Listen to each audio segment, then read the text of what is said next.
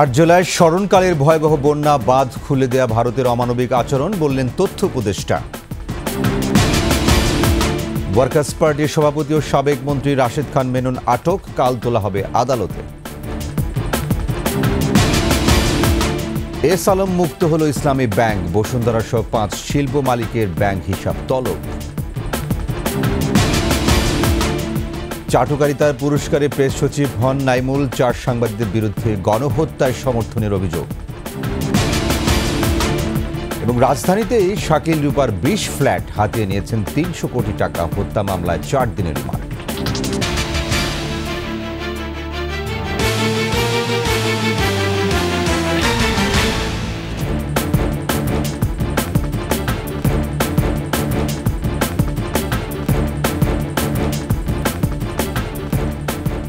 শুনছিলেন first security ইসলামী bank PLC সংবাদ শিরোনাম। আমন্ত্রণ রাতের 21 সংবাদে, সাথে আছি আমি ওয়াহিদুজ্জামান।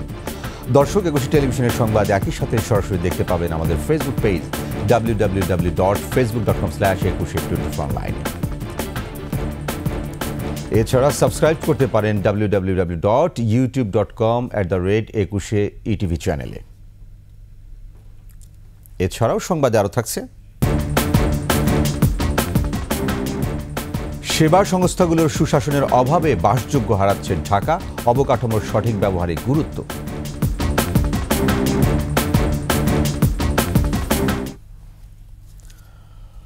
স্মরণকালের ভয়াবহ বন্যার কবলে ফেনী ও নোয়াখালী সহ 8টি জেলা। মহুরী, কহুয়া ও সিলোনিয়া নদীর বন্যা নিয়ন্ত্রণ বাঁধের ভাঙনস্থল দিয়ে প্রবল বেগে পানি প্রবেশ করতে থাকায় একের পর এক প্লাবিত হচ্ছে জনপদ।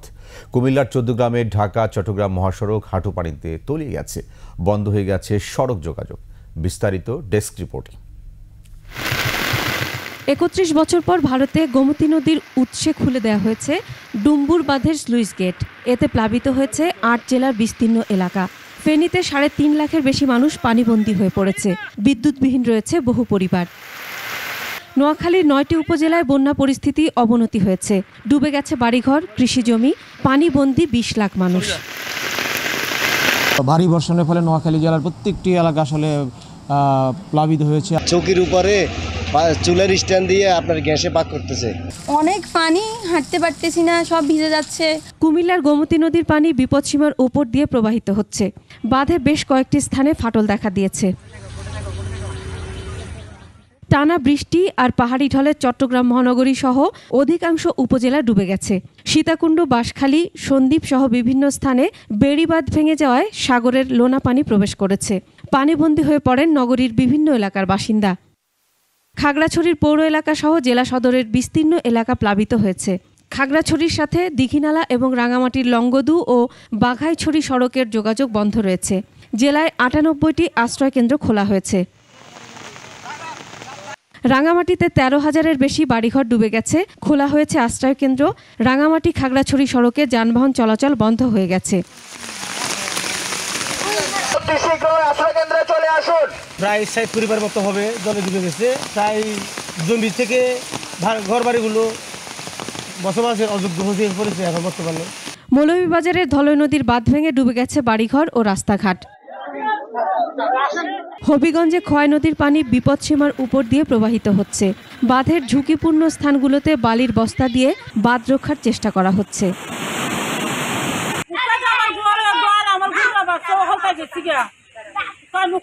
লক্ষ্মীপুরে তলিয়ে গেছে বসতঘর, ফসলি জমি, পানিবন্দী হয়ে পড়েছে কয়েক লাখ মানুষ।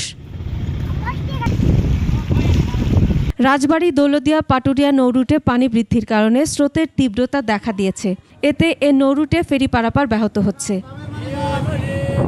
উত্তরবঙ্গেও হানা দিয়েছে বন্যা, গাইবান্ধায় তিস্তার পানি বেড়েছে। Masum আলিসা, desk report, 21 television.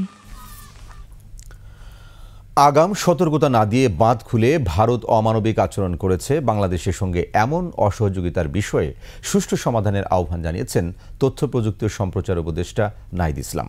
বন্যা পরিস্থিতি মোকাবেলায় গণ অভ্যুত্থানের মতো সবাইকে এগিয়ে আসারও আহ্বান জানান উপদেষ্টারা। বিস্তারিত আকবর হোসেন সুমনের রিপোর্টে। রাষ্ট্রীয় অতিথি ভবন যমুনায় অন্তর্বর্তী সরকারের উপদেষ্টাদের নিয়ে বৈঠক করেন প্রধান উপদেষ্টা ডক্টর মুহাম্মদ ইউনূস। বন্যা পরিস্থিতি মোকাবেলা, সাম্প্রতিক আন্দোলন এবং বিদায়ী সরকারের অনিয়ম দুর্নীতির বিষয়ে করণীয় উঠে আসে বৈঠকে। বিশেষ করে বন্যা পরিস্থিতি দ্রুত সামলাতে দিক নির্দেশনা দেন প্রধান উপদেষ্টা। বৈঠক শেষে উপদেষ্টারা তুলে ধরেন বিস্তারিত। সতর্কতা ছাড়া বাঁধ খুলে দেয়ায় ভারতের সমালোচনা করেন তথ্য উপদেষ্টা। আগাম সতর্কতা এবং প্রস্তুতি নেবার সুযোগ না দিয়েই এই যে বাঁধ খুলে দেওয়া হয়েছে, এটির মাধ্যমে ভারত অমানবিকতার পরিচয় দিয়েছে এবং বাংলাদেশের সাথে অসহযোগিতা করছে। আমরা আহ্বান করব, আমরা আশা করব যে দ্রুত সময়ের মধ্যে ভারত বাংলাদেশের জনগণ বিরোধী এ ধরনের নীতি থেকে সরে আসবে এবং আমরা কিভাবে একত্রে বাংলাদেশের জনগণ এবং ভারতের জনগণকে এ ধরনের প্রাকৃতিক দুর্যোগ থেকে রক্ষা করতে পারি সে বিষয়ে সুষ্ঠু সমাধানের পথ বের করতে হবে। জাতীয় সংকটে সবাইকে ঐক্যবদ্ধ হওয়ার আহ্বান জানান যুব ও ক্রীড়া উপদেষ্টা। এই দুর্যোগপূর্ণ মুহূর্তে দেশের সকল পক্ষকে ঠিক যেভাবে আমরা গণঅভ্যুত্থানে একটি জাতীয় ঐক্য গড়ে উঠেছিল, সেই জাতীয় ঐক্যের আহ্বান আমরা সরকারের পক্ষ থেকে করছি। সকল পক্ষকে এগিয়ে আসতে হবে এবং এই দুর্যোগপূর্ণ পরিস্থিতি মোকাবেলায় আমাদেরকে একসাথে কাজ করতে হবে। বিদায়ী সরকারের শাসনামলে হত্যা গুমের তদন্তে কমিশন গঠনের সিদ্ধান্ত হয়েছে উপদেষ্টা পরিষদের বৈঠকে।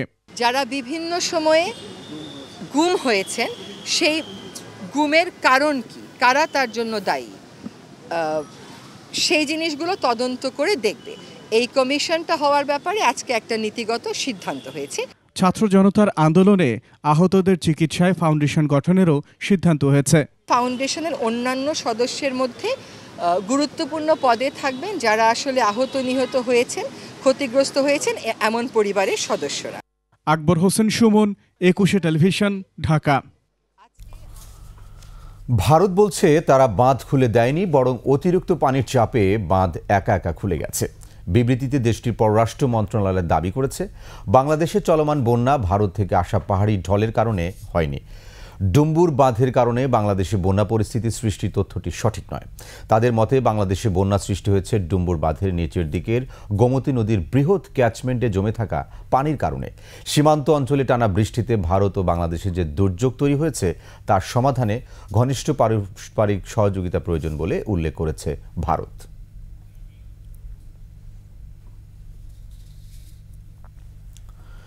পানিবন্দী ও ক্ষতিগ্রস্ত লোকদের নিরাপদ আশ্রয়ের জন্য 1534টি আশ্রয় কেন্দ্র খোলা হয়েছে বলে জানিয়েছেন ত্রাণ সচিব কামরুল ইসলাম। সব জেলায় পর্যাপ্ত ত্রাণ সামগ্রী মজুদ রয়েছে বলেও জানান তিনি। ফোরকাস্টিংয়ের উপর বেসিস করে কিন্তু আমরা প্রস্তুতি নিয়েছি। আমাদের কন্ট্রোল রুম চালু হয়েছে। আমাদের যে এসওডি অনুযায়ী যে বিভিন্ন পর্যায়ে যে কমিটিগুলি থাকা দরকার, জেলা পর্যায়ে, উপজেলা পর্যায়ে, ইউনিয়ন পর্যায়ে, সেগুলো কিন্তু সক্রিয় হয়েছে। আমরা ওই কাজটা করছি এবং আমার সহকর্মী যে বললেন যে ত্রাণ বিতরণ, সে কাজটাও কিন্তু আমরা এই বন্যা ঠিক শুরু হওয়ার আগেই কিন্তু আমরা পাঠিয়ে দিয়েছি। বন্যায় ক্ষতিগ্রস্তদের জীবন, জীবিকা ও সম্পদ রক্ষায় প্রয়োজনীয় ব্যবস্থা নিতে সরকারের প্রতি আহ্বান জানিয়েছেন বিএনপির ভারপ্রাপ্ত চেয়ারম্যান তারেক রহমান। এছাড়া নিজের ভেরিফাইড ফেসবুক পেজে দুর্গতদের ত্রাণ দেওয়ার জন্য দলের নেতাকর্মীদের আহ্বান জানান তিনি। মানবতাকে সমুন্নত রেখে সংকটের সময়ে সবাইকে একে অপরের পাশে দাঁড়ানোরও আহ্বান জানান তারেক রহমান।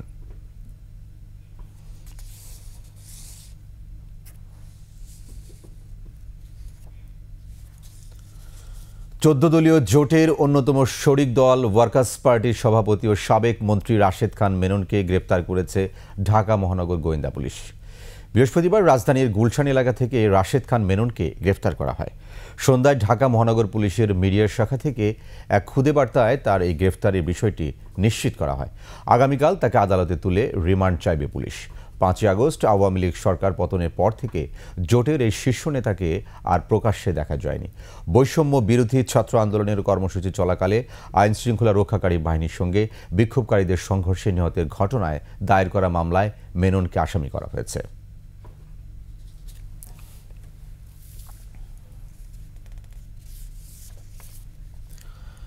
অবশেষে এস আলম মুক্ত হল ইসলামী ব্যাংক।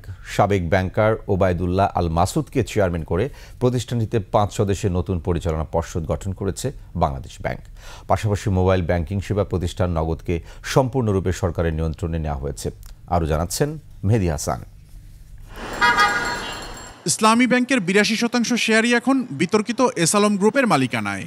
নামে বেনামে ঋণ নিয়ে প্রতিষ্ঠানটিকে ইচ্ছেমতো লুটপাট করেছে তারা।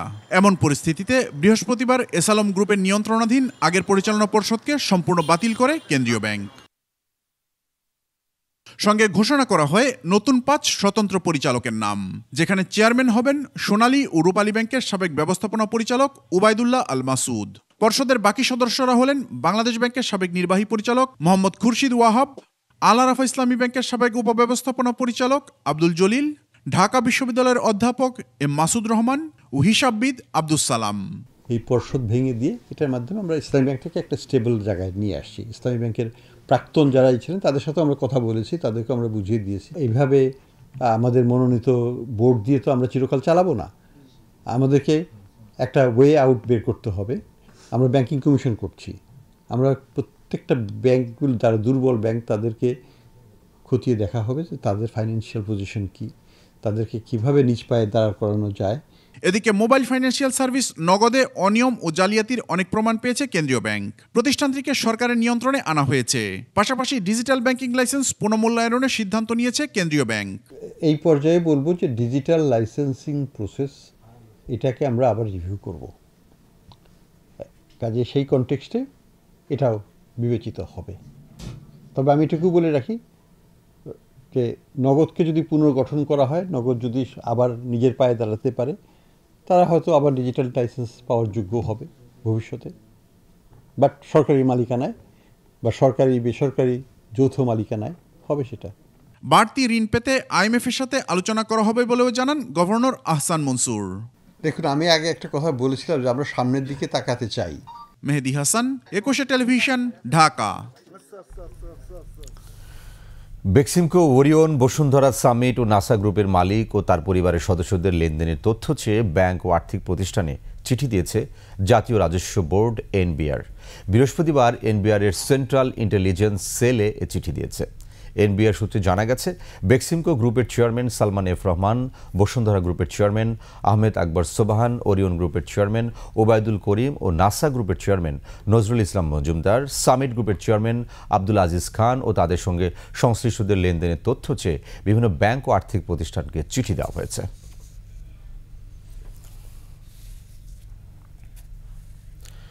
এদিকে বিদেশে পাচার করা অর্থ ফিরিয়ে আনতে বিশ্ব ব্যাংকের সাথে আলোচনা শুরু হবে বলে জানিয়েছেন বাংলাদেশ ব্যাংকের নতুন governor doctor Ahsan H Mansur. সংবাদ মাধ্যম বিবিসিকে দেয়া বিশেষ সাক্ষাৎকারে কথা জানান তিনি। বড় বড় অঙ্কের ঋণ কিছু পরিবার গোষ্ঠী নিয়ে চলে গেছেন, তারা হয় দেশের বাইরে অথবা জেলে আছেন দু একজন, কিন্তু ওই টাকা ফেরত আসবে কিনা সেটা নিয়ে আমাদের প্রচণ্ড সন্দেহ আছে। এবং আমরা যদিও একটা গুরুত্বপূর্ণ একটা ট্র্যাকে এই অর্থ উদ্ধারের চেষ্টা করব, এই বিষয়ে আমরা বিশ্বব্যাংকের সাথেও আলোচনা শুরু করব। International law, rules and regulation এবং ওই দেশের রুলস অ্যান্ড রেগুলেশন ফলো করে আমরা এই টাকাটা ফেরত আনতে পারি। সাম্প্রদায়িক ইস্যুতে প্রকৃত ঘটনা জানতে ভারতীয় সাংবাদিকদের বাংলাদেশ পরিদর্শনের আহ্বান জানিয়েছেন অন্তর্বর্তী সরকারের প্রধান উপদেষ্টা ডক্টর মোহাম্মদ ইউনুস। রাষ্ট্রীয় অতিথি ভবন যমুনায় বাংলাদেশে নিযুক্ত ভারতীয় হাইকমিশনার প্রণয় ভার্মার তার সাথে সাক্ষাৎ করতে গেলে এ আহ্বান জানান তিনি। বিকেলে রাজধানীর ফরেন সার্ভিস একাডেমিতে এক সংবাদ সম্মেলনে এই তথ্য জানান প্রধান উপদেষ্টার প্রেস সচিব শফিকুল আলম। ভারতীয় রাষ্ট্রদূত বাংলাদেশের বর্তমান সরকারের সাথে কাজ করার প্রত্যয় ব্যক্ত করেছেন বলেও জানান প্রেস সচিব।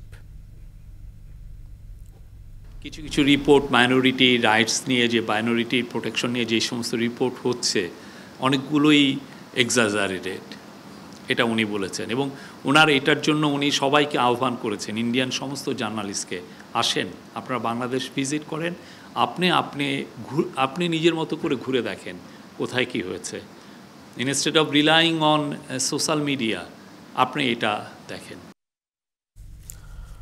হত্যা মামলায় গ্রেফতার সাংবাদিক দম্পতি শাকিল রূপার রাজধানীতে আছে 20টি ফ্ল্যাটের মালিকানা, আছে 3টি দামি গাড়ি। তথ্য প্রযুক্তি খাত থেকেও হাতে নিয়েছেন $325 কোটি টাকা। সব মিলিয়ে 1000 কোটি টাকার মালিক শাকিল রূপা দম্পতি। সরেজমিনে এমন তথ্য মিলেছে, শেখ হাসিনার চাটুকার সাংবাদিক হিসেবে পরিচিত শাকিল রূপার দৃষ্টান্তমূলক শাস্তি দাবি করেছেন বিভিন্ন শ্রেণী পেশার মানুষ। বিস্তারিত জানাচ্ছেন আদিত্য মামুন।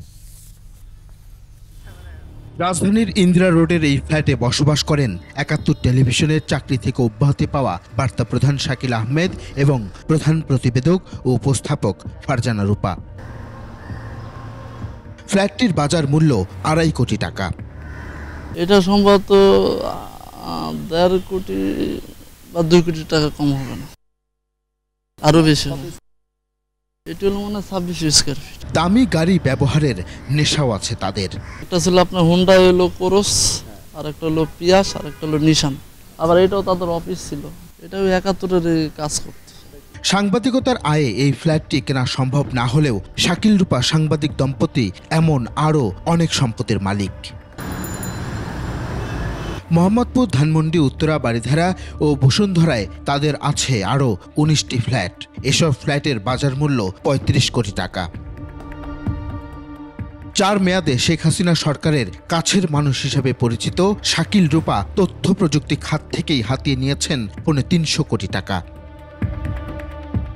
বিএনপি জামাত বিরোধী প্রোপাগান্ডা সেলের প্রধান হিসেবেও কাজ করেছেন তারা। পুলিশ, র্যাব ও এনএসআই এর ডিজিটাল প্রচারণাও তৈরি হতো তাদের ব্যক্তিগত প্রতিষ্ঠান থেকে। শাকিল রূপা দম্পতির সাভারে আছে রিসোর্ট, হবিগঞ্জে চা বাগান, ঢাকার পূর্বাচল, দোহার ও চট্টগ্রামে আছে আবাসিক প্লট। গণভবনে সাবেক প্রধানমন্ত্রী শেখ হাসিনার সংবাদ সম্মেলনে শাকিল রূপা দম্পতির চাটুকারিতাও ছিল চোখে পড়ার মতো। মাননীয় প্রধানমন্ত্রী, কোটা বিরোধী আন্দোলন চলছে এখন পর্যন্ত। মুক্তিযোদ্ধাদের অনেকে, আজকে সকালেও একজনের সঙ্গে কথা হচ্ছিল যিনি মীর কাসিম আলীর সাক্ষী দিয়েছেন। শাকিলের বিরুদ্ধে ধর্ষণ ও ভ্রূণ হত্যার অভিযোগও আছে। অভিযোগকারী চিকিৎসক রিনা ইসলাম এ নিয়ে প্রকাশ্যেই কথা বলেছেন বেশ আগেই। বিহেতে অশান্তিতে থাকে, তার তো প্রলোভন সবচেয়ে বেশি। তার প্রলোভন সবচেয়ে বেশি না যে একটা সুন্দর জীবনের। একটা মানুষ কোন লেভেলে গেলে তার মান সম্মান আমার কোনো কিছুই এখন সে অবশিষ্ট রাখে নাই।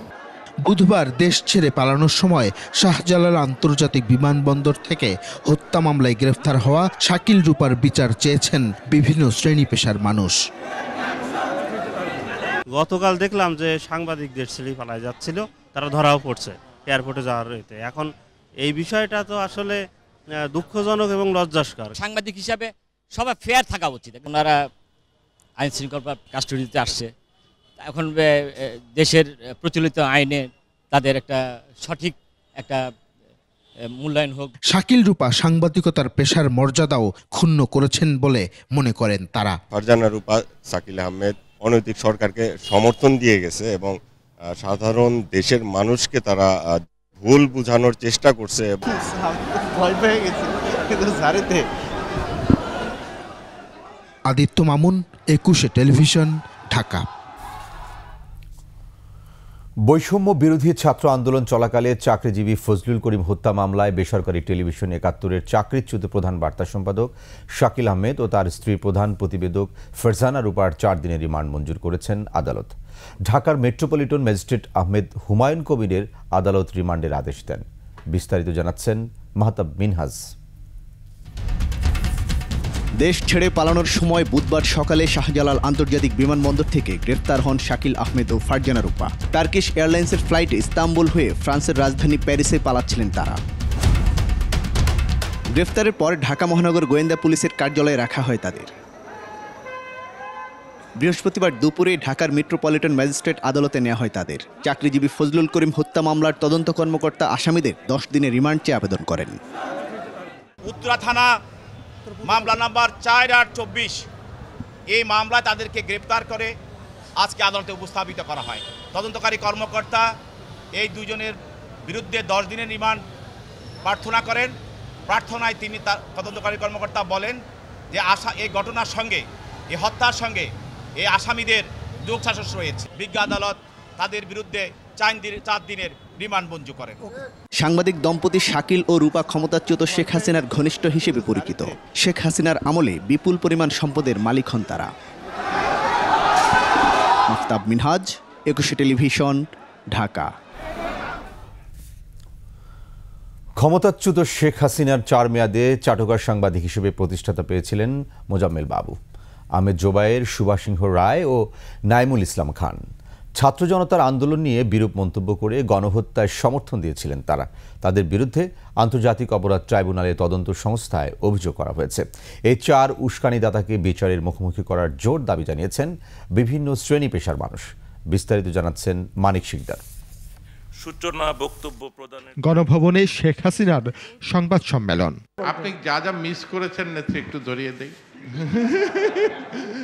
ক্ষমতাচ্যুত হওয়ার আগ পর্যন্ত এই সংবাদ সম্মেলনগুলোতে চাটুকারিতার জন্য উপস্থিত থাকতেন ৭১ টিভির ব্যবস্থাপনা পরিচালক মোজাম্মেল বাবু। আমাদের স্বীকার করতেই হবে মাননীয় প্রধানমন্ত্রী যে ডক্টর ইউনূসের বিষয়টি আমরা সাংবাদিক সমাজের যথেষ্ট এক্সপোজ করে তুলতে পারছি না। তার যে অপরাধের মাত্রা অনেক বিস্তৃত। সময় টিভির সাবেক ব্যবস্থাপনা পরিচালক আহমেদ জুবায়ের, abnews24.com সম্পাদক সুভাষ সিংহ রায় এবং দৈনিক আমাদের নতুন সময়ের সম্পাদক নাইমুল ইসলাম খান। চাটুকারিতার পুরস্কার হিসেবে নাইমুল ইসলাম খানকে শেষ পর্যন্ত প্রেস সচিবের দায়িত্ব দেন শেখ হাসিনা। এমিরেটাস এডিটর নাইমুল ইসলাম খানকে আপনার প্রেস সচিব হিসেবে নিয়োগ দেওয়ায় এডিটর্স গিল্ড এবং বৃহত্তর সাংবাদিক সমাজের পক্ষ থেকে আপনাকে অভিনন্দন জানাচ্ছি। আমার প্রশিক্ষণ চলছে। আমার আজকের সংবাদ সম্মেলনে প্রথম মাননীয় প্রধানমন্ত্রী সূচনা বক্তব্য প্রদান করবেন এবং এর পরে শুরু হবে প্রশ্ন পর্ব। দেশের কোনো সমস্যাই দেখতেন না এই 4 সাংবাদিক। তাদের প্রশ্নে শুধু শেখ হাসিনারই জয়গান শোনা যেত। মাননীয় প্রধানমন্ত্রী, আমরা এবার প্রথমবারের মতো 8 জন সম্পাদক এবং অন্তত 50 জন সাংবাদিক আমরা আপনার এই এন্টোরেজ এবং কাভারেজের জন্য ছিলাম। ছাত্র জনতার আন্দোলনের সময় গুলিতে নিহত হন অনেকেই। গণহত্যার সমর্থনে প্রকাশ্য অবস্থান নেন এই 4 সাংবাদিক। গণহত্যায় সমর্থন দেয়ায় তাদের বিচার চান বিভিন্ন শ্রেণী পেশার মানুষ। প্রচলিত আইনে তার শাস্তি হওয়া উচিত, অবশ্যই শাস্তি হওয়া উচিত। ভালো দিকে সাংবাদিকদের যেমন রোল থাকে, খারাপ কোনো কিছুতে অবশ্য সাংবাদিকদের বা মিডিয়ার রোল থাকে। যারা অন্যায় করেছে তার বিচার আমি কেন, সবাই চাই। 4 সাংবাদিকের নির্লজ্জ দালালির কারণে সাংবাদিকতা পেশার মান ক্ষতিগ্রস্ত হয়েছে বলেও মনে করেন তারা। সাংবাদিকদের মধ্যেও যদি কিছু ভুল ভ্রান্তি থেকে থাকে তাহলে সুষ্ঠু বিচারের মাধ্যমে তারাও সতর্ক হয়ে যাবে যেন ভুল কিছু না হয়। ভালো কাজ করলে ভালো কাজের ফল পাবে, খারাপ কাজ করলে খারাপ কাজের ফল পাবে। পেশার মান বাড়াতে এই 4 সাংবাদিকের মতো আরও যারা আছেন তাদেরও বর্জন করতে হবে বলে মত তাদের। মানিক শিকদার, 21 টেলিভিশন, ঢাকা। বাংলাদেশের এই ঐতিহাসিক সময়ে পাশে থাকতে চায় জাতিসংঘ, সহযোগিতা করতে চায় অন্তর্বর্তীকালীন সরকারকে। তার আলোচনা করবে তদন্ত নয়, একই সঙ্গে ফ্যাক্ট ফাইন্ডিং মিশন কিভাবে কাজ করবে সে আলোচনাও এগোবে বলে জানিয়েছে জাতিসংঘের প্রতিনিধি দল। বিস্তারিত আকবর হোসেন সুমনের রিপোর্টে। ছাত্র জনতার অভ্যুত্থানে শেখ হাসিনা সরকার বিদায় নিলেও আন্দোলনে নিহত হয়েছে অসংখ্য নিরস্ত্র প্রাণ। অভ্যুত্থানে হত্যা, নিরাপত্তা বাহিনীর বল প্রয়োগ এবং সার্বিক পরিস্থিতি যাচাই বাছাইয়ে জাতিসংঘের প্রতিনিধি দল এসেছে ঢাকায়। পররাষ্ট্র মন্ত্রণালয়ে সচিবের সঙ্গে সাক্ষাৎ শেষে সংস্থাটির প্রতিনিধি দলের প্রধান কথা বলেন গণমাধ্যমের সঙ্গে। Really hold some preliminary discussions, exploratory discussions with the government about ways in which our office can support the interim government, people of Bangladesh at this historic time. He sees this as an historic opportunity for the country in restoring democracy, renewing institutions and advancing human rights. ছাত্র জনতার অভ্যুত্থান দমনে শেখ হাসিনা সরকারের বল প্রয়োগ এবং মানবাধিকার লঙ্ঘন নিয়ে আলোচনার জন্য প্রাথমিক এই কারিগরি দলটি বাংলাদেশে এসেছে। It's not an investigation.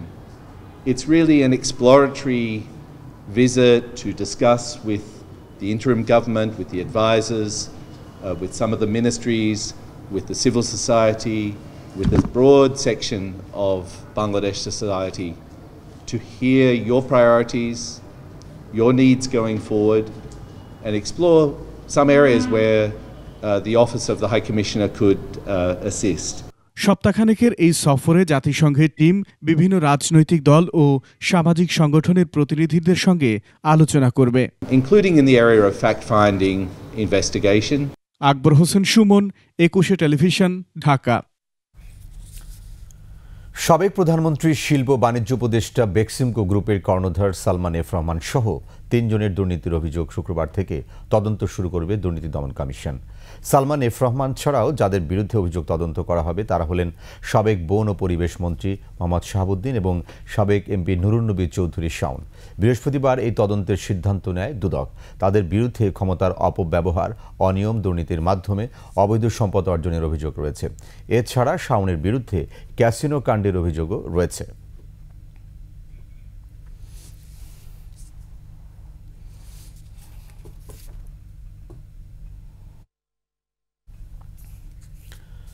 Swiss bank সহ বিদেশে পাচার হওয়া অর্থ বাংলাদেশে ফিরিয়ে আনতে সুইজারল্যান্ড সহযোগিতা করবে বলে জানিয়েছেন রাষ্ট্রদূত রেতো রেঙ্গলি। বিএনপি মহাসচিবের সঙ্গে বৈঠক শেষে সাংবাদিকদের কথা জানান দলের স্থায়ী কমিটির সদস্য আমির খসরু মাহমুদ চৌধুরী। আরও জানাচ্ছেন তৌহিদুর রহমান। বৃহস্পতিবার বিএনপি চেয়ারপারসনের গুলশান কার্যালয়ে মহাসচিব মির্জা ফখরুল ইসলাম আলমগীর সহ দলের সিনিয়র নেতাদের সঙ্গে বৈঠক করেন সুইজারল্যান্ডের রাষ্ট্রদূত রেতো রেঙ্গলি। পরে সাংবাদিকদের সঙ্গে কথা বলেন আমির খসরু মাহমুদ চৌধুরী। যে প্রতিষ্ঠানগুলো দেশ পরিচালনার জন্য ব্যবহার হয় সেটা সাংবিধানিক প্রতিষ্ঠান কিংবা সংবিধানের বাইরে যে প্রতিষ্ঠানগুলো আছে এগুলো যে একেবারে ভেঙে গেছে এবং একটি খুব খারাপ অবস্থায় আছে, এগুলোকে আমরা রেস্টোর কিভাবে করতে পারি। পাচার হওয়া অর্থ ফেরত আনতে সুইজারল্যান্ড বাংলাদেশকে সার্বিক সহায়তা দেবে বলে জানান তিনি। আমরা যে টাকা পাচার হয়েছে টাকাগুলো ফিরিয়ে আনার ব্যাপারে আলোচনা হয়েছে এবং সুইজারল্যান্ড গভর্নমেন্টের পক্ষ থেকে তারা বলেছে তাদের অবস্থান আগের মতোই আছে, যে এই টাকা ফিরিয়ে আনার ব্যাপারে বাংলাদেশ গভর্নমেন্টের যে কোনো উদ্যোগকে তারা স্বাগত জানাবে। অন্তর্বর্তী সরকারকে বিএনপি কোনো সময় বেঁধে দেয়নি মন্তব্য করে যৌক্তিক সময়ে নির্বাচন হবে বলে আশা করেন তিনি। এখানে আমাদের সাথে তাদের কোনো দ্বিমত নাই। তৌহিদুর রহমান, 21 টেলিভিশন, ঢাকা। গণমাধ্যমে বিএনপির ভারপ্রাপ্ত চেয়ারম্যান তারেক রহমানের বক্তব্য, বিবৃতি প্রচার ও প্রকাশে নিষেধাজ্ঞার বিষয়ে দেয়া রুল খারিজ করে দিয়েছেন হাইকোর্ট। বিচারপতি খসরুজ্জামান ও খায়রুল আলমের নেতৃত্বাধীন হাইকোর্টের বিশেষ বেঞ্চ এ বিষয়ে করা রুল খারিজ করে রায় দেন। আইনজীবী কায়সার কামাল জানান, এই রায়ে গণমাধ্যমে তারেক রহমানের বক্তব্য প্রচারে আর কোনো বাধা থাকল না। 2015 সালের 7 জানুয়ারি এক রিট আবেদনের প্রেক্ষিতে বিএনপি ভারপ্রাপ্ত চেয়ারম্যান তারেক রহমানের বক্তব্য গণমাধ্যমে প্রচারের উপর নিষেধাজ্ঞা দেন হাইকোর্ট। এই রিট পিটিশনটা আজকে থেকে আর অস্তিত্ব নেই, নন প্রসিকিউট হয়েছে, রিট পিটিশনটার আর কোনো অস্তিত্ব নেই।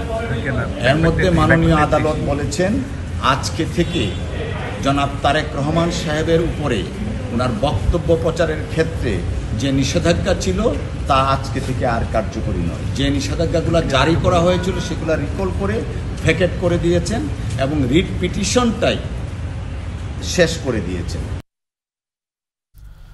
মানবাধিকার সংগঠন অধিকারের সম্পাদক আদিলুর রহমান খান শুভ্র ও সংগঠনটির পরিচালক নাসিরউদ্দিন এলানের সাজা বাতিল করে রায় ঘোষণা করেছেন হাইকোর্ট। সাজার বিরুদ্ধে তাদের আপিল মঞ্জুর করে বিচারপতি মোহাম্মদ আব্দুর রবের একক হাইকোর্ট বেঞ্চ রায় দেন। 2013 সালের 5 মে মতিঝিলের শাপলা চত্বরে হেফাজতে ইসলামের কর্মীদের নিহতের সংখ্যা প্রকাশ করে আওয়ামী লীগ সরকারের তোপের মুখে পড়ে অধিকার।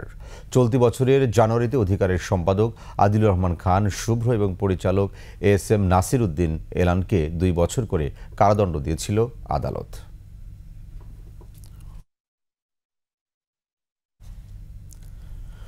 ওটা সাজা বাতিল হয়ে গেছে এবং আপিল মঞ্জুর হয়ে গেছে।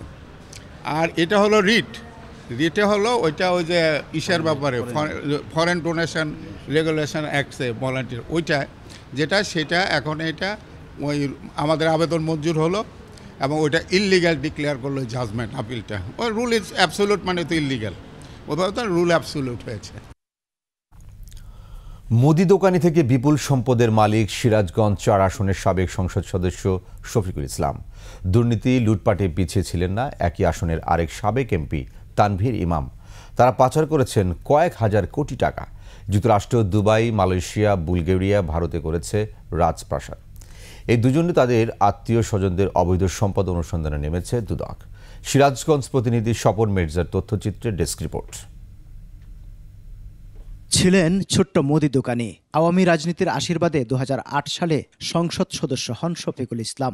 সবশেষ 2024 সালে আবার সংসদ সদস্য হন। টানা 2 দফা এই আসনে সংসদ সদস্য হন সাবেক প্রধানমন্ত্রী শেখ হাসিনার উপদেষ্টা এইচ.টি. ইমামের ছেলে তানভীর ইমাম।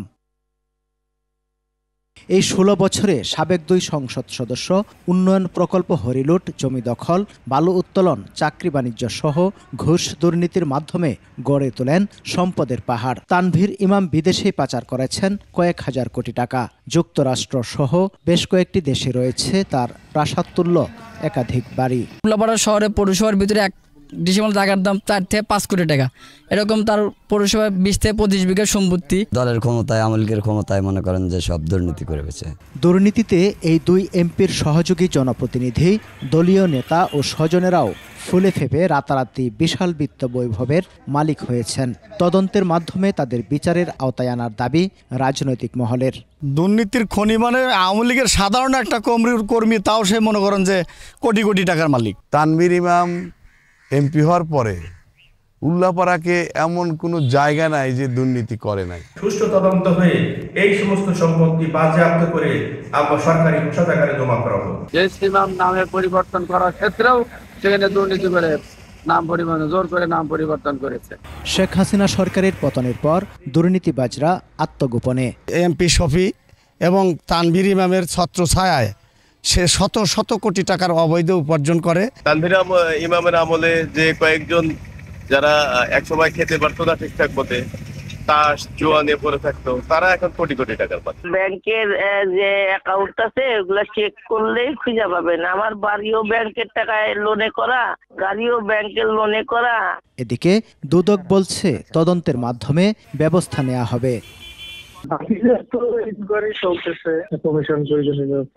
দুর্নীতি ও জুলুমবাজদের আইনের আওতায় এনে দৃষ্টান্তমূলক শাস্তির দাবি সিরাজগঞ্জবাসীর। সমর ইসলাম, ডেস্ক রিপোর্ট, 21 টেলিভিশন।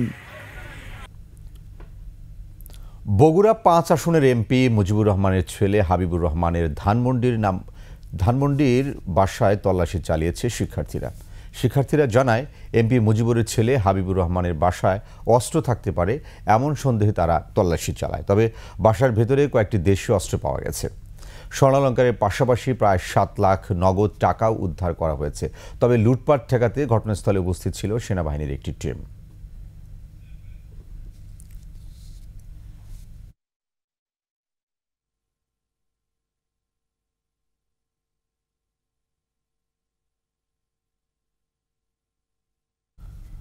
গোপালগঞ্জে সেনা সদস্যদের উপর হামলা, গাড়িতে অগ্নিসংযোগ ও অস্ত্র ছিনিয়ে নেওয়ার ঘটনায় ৩,৩০৬ জনকে আসামি করে মামলা করেছে সেনাবাহিনী।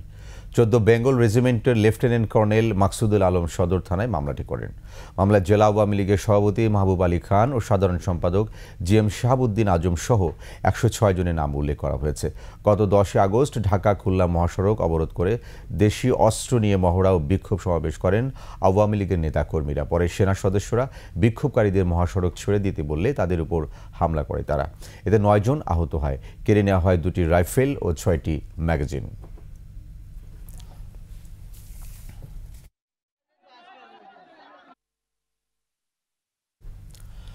প্রকল্প ভিত্তিক উন্নয়ন কাজের সময় সেবা সংস্থাগুলোর সমন্বয়হীনতা ও সুশাসনের অভাবে দিন দিন বাসযোগ্যতা হারাচ্ছে ঢাকা। শহরে নতুন করে আরও অবকাঠামো নির্মাণের পরিবর্তে বর্তমান অবকাঠামোগুলোর সঠিক ব্যবহার নিশ্চিত করার তাগিদ দিচ্ছেন বিশেষজ্ঞরা। একই সঙ্গে সারা দেশে কর্মসংস্থান গড়ে তোলারও পরামর্শ দিচ্ছেন তারা। শিউলি শবনমের প্রতিবেদন, ক্যামেরায় ছিলেন ইয়াকুব লিটু। ঢাকা উত্তর সিটি কর্পোরেশনের রায়ের বাজারের গলি। একদিকে সংকীর্ণ, ভাঙাচোরা আর কর্দমাক্ত, অন্যদিকে রিকশা ভ্যানের চাপে প্রতিনিয়ত ভোগান্তিতে পড়ছেন বাসিন্দারা। একই চিত্র দক্ষিণ সিটির হাজারীবাগ এলাকার এই গলিরও, যেখানে যানবাহনের চাপে স্বচ্ছন্দে চলাচলের কোনো সুযোগ নেই। বিশেষজ্ঞরা বলছেন, শুধুমাত্র বড় সড়ক বা চোখ ধাঁধানো উন্নয়ন নয়, অলিগলির পরিবেশ ও বাসযোগ্যতার গুরুত্বপূর্ণ সূচক। ভারসাম্যহীন উন্নয়নের কারণেই মেট্রো রেল বা এলিভেটেড এক্সপ্রেসওয়ের মতো বড় বড় প্রকল্পের পরও অবকাঠামো উন্নয়ন সূচকে পিছিয়ে ঢাকা। আমাদের লো ইনকাম কমিউনিটির বাইরে গিয়ে আপনি যদি দেখেন ঢাকায় যারা relatively middle income lower middle income থাকে সেসব এলাকাগুলোতে দেখবেন একদমই কোনো ধরনের নাগরিক সুবিধা নেই, মানুষ কোনোভাবে মাথা গুঁজে আছে। রাজধানীকে দৃষ্টিনন্দন করতে গত কয়েক বছরে হাজার হাজার কোটি টাকা বিনিয়োগ হলেও বাসযোগ্য ঢাকা করার স্বপ্ন এখনো সুদূরে। বিশেষজ্ঞরা বলছেন, রাজধানীতে সবচেয়ে বেশি বিশৃঙ্খলা গণপরিবহনে। মেট্রো রেল ছাড়া গত 10 বছরে এই খাতে নেই উল্লেখযোগ্য অগ্রগতি। মাত্র 9% মানুষের জন্য 8.5 কোটি টাকা ব্যয়ে এলিভেটেড এক্সপ্রেসওয়ে নির্মাণের বিপরীতে 90% মানুষের জন্য যে আদর্শ গণপরিবহন ব্যবস্থা দরকার তাও নেই। 2000 কোটি টাকা যদি আপনি গণপরিবহনের জন্য ব্যবহার করতেন, তাহলে কিন্তু লাখ লাখ মানুষ 90% মানুষের যান্ত্রিক বা চলাচলের সুবিধাটা কিন্তু আমরা পেতাম। তারা বলছেন, ঢাকায় যত বেশি দৃষ্টিনন্দন অবকাঠামো গড়ে তোলা হবে, সারা দেশ থেকে আসা মানুষের স্রোত আরও বাড়বে। এজন্য নতুন অবকাঠামোর পরিবর্তে সুশাসন ও জবাবদিহিতা নিশ্চিতে জোর দিচ্ছেন তারা। এক রাস্তা আজকে আপনি সরকার কর্পোরেশন ঠিক করছে, দেখা যাচ্ছে পরের দিন আরেক সংস্থা এসে কেটে ফেলতেছে, কোনো অনুমোদনের ধার ধারে না। যুক্তরাজ্যের গবেষণা প্রতিষ্ঠান ইকোনমিস্ট ইন্টেলিজেন্স ইউনিটের বাসযোগ্য শহরের তালিকায় অবকাঠামোর ভিত্তিতে 100 স্কোরের মধ্যে গত 9 বছর ধরে ঢাকা পেয়ে আসছে মাত্র 26.8 স্কোর।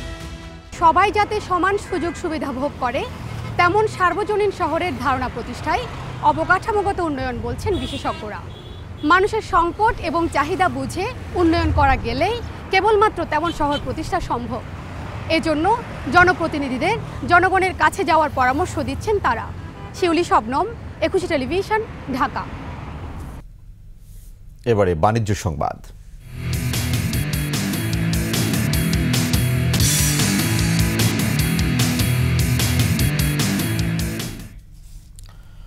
বন্ধ করতে নয়, বরং আর্থিক প্রতিষ্ঠান নগদের উন্নতির জন্য বাংলাদেশ ব্যাংক চেষ্টা করছে বলে জানিয়েছেন প্রতিষ্ঠানের সদ্য নিয়োগ পাওয়া প্রশাসক মোহাম্মদ বদিউজ্জামান দিদার।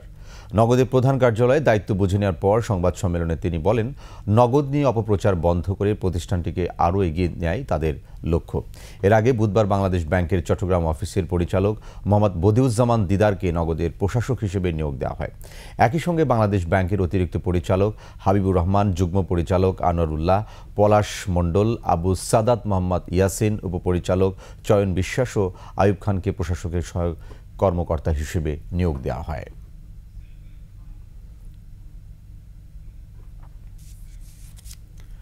আল আরাফা ইসলামী ব্যাংকের 29তম বার্ষিক সাধারণ সভায় 10 লভ্যাংশ নগদ, লভ্যাংশ 5% স্টক, ডিভিডেন্ড বা বোনাস শেয়ার অনুমোদন দেওয়া হয়েছে।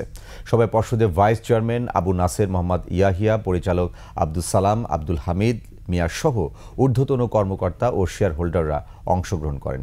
ভার্চুয়ালি অংশগ্রহণ করেন পরিচালক আব্দুস সামাদ লাবু, মোহাম্মদ এমাদুর রহমান, আনোয়ার হোসেন সহ অন্যান্য কর্মকর্তারা।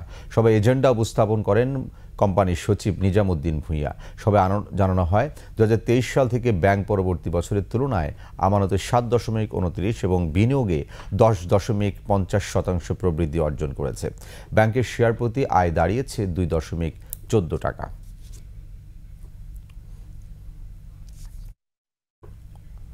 এবারে আন্তর্জাতিক সংবাদ।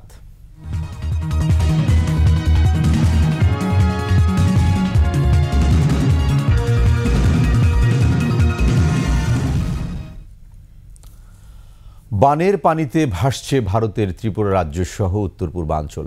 বন্যার সাথে ভূমিধসে পর্যন্ত 10 জনের মৃত্যু হয়েছে। নিখোঁজ রয়েছে অনেকেই। প্রায় সব নদীর পানি বিপদসীমার উপরে। বন্যা আশ্রয়হীন হয়েছে প্রায় 35,000 মানুষ। আশরাফ শুভর ডেস্ক রিপোর্ট। ভারতের ত্রিপুরায় 72 ঘন্টা ধরে চলছে বৃষ্টি। ফুলে ফেপে উঠেছে নদ নদীর পানি, তলিয়ে গেছে রাজ্যের বেশিরভাগ জেলা। ধোলাই, খোয়াই সহ অন্যান্য নদীর পানি বিপদসীমার উপর দিয়ে বইছে। বাড়িঘর হারিয়েছে প্রায় 35,000 মানুষ।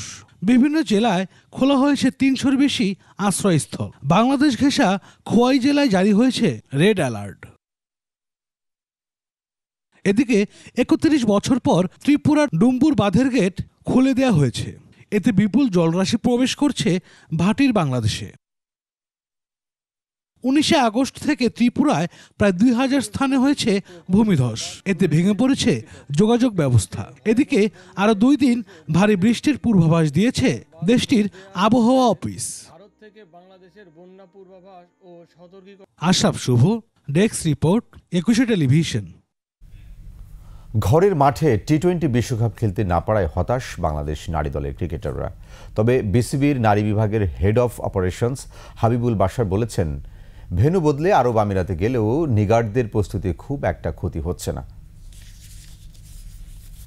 ওয়ার্ল্ড কাপ ধরেই কিন্তু প্রিপারেশন চলছিল। যেই চেঞ্জেসটা শুধু যেটাই হয়েছে সেটা হচ্ছে আমাদের হোম অ্যাডভান্টেজ আমরা মিস করবো। ইউএই যে খুব বেশি ডিফারেন্স তাও বলবো না। না দেখুন, ভেন্যু চেঞ্জ হওয়ার জন্য আমাদের এক্সপেকটেশন, আমাদের পরিকল্পনার কোনো পরিবর্তন হয়নি। যেটা বললাম যে দেশের মাটিতে হলে হোম অ্যাডভান্টেজ একটা ব্যাপার থাকে, সেটাই শুধু মিস করছি আমরা। বাকি সব কিছুই আমাদের যেমন ছিল তেমনই আছে। আমাদের যে আগে যেই পরিকল্পনা ছিল তেমনই আছে, যেটা হচ্ছে ওয়ার্ল্ড কাপে ভালো কিছু করা। আমরা বলবো না যে আমরা চ্যাম্পিয়ন হতে চাই, আমরা রানার্স হতে চাই, আমরা ওয়ার্ল্ড কাপে ভালো কিছু করতে চাই। আমাদের প্রথম থেকে এই পরিকল্পনা ছিল, এখনো ঠিক সেটাই আছে। গোল অ্যাসিস্ট কিংবা ফুটবল নয়, এবার ভিন্ন এক উপায়ে রেকর্ড বুকে নাম লেখালেন ক্রিশ্চিয়ানো রোনালদো। ছড়িয়ে গেছেন লিওনেল মেসিকেও।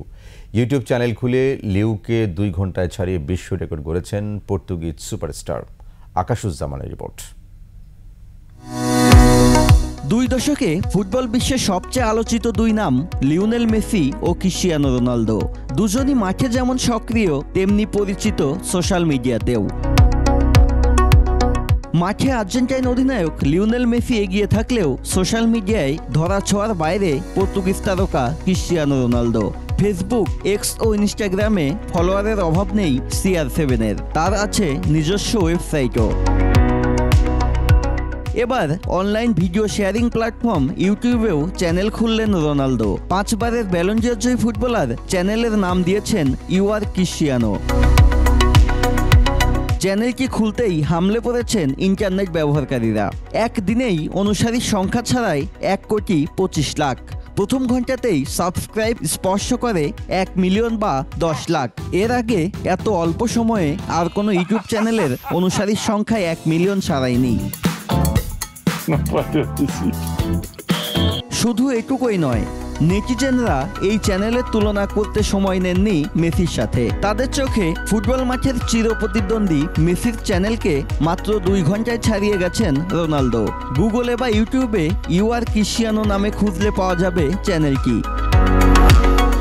আকাশুজ্জামান, 21 টেলিভিশন। শেষ করছি রাতের 21 সংবাদ। যাবার আগে ফার্স্ট সিকিউরিটি ইসলামী ব্যাংক পিএলসি সংবাদ শিরোনামগুলো আরও একবার। 8 জেলায় স্মরণকালের ভয়াবহ বন্যা, বাঁধ খুলে দেওয়া ভারতের অমানবিক আচরণ, বললেন তথ্য উপদেষ্টা। ওয়ার্কার্স পার্টির সভাপতি ও সাবেক মন্ত্রী রাশেদ খান মেনন আটক, কাল তোলা হবে আদালতে। এস আলম মুক্ত হল ইসলামী ব্যাংক, বসুন্ধরা সহ 5 শিল্প মালিকের ব্যাংক হিসাব তলব। চাটকারিতার পুরস্কারে প্রেস সচিব হন নাইমুল, 4 সাংবাদিকের বিরুদ্ধে গণহত্যায় সমর্থনের অভিযোগ। রাজধানীতে শাকিল রূপার 20 ফ্ল্যাট হাতিয়ে নিয়েছেন 300 কোটি টাকা, হত্যা মামলায় 4 দিনের রিমান্ড।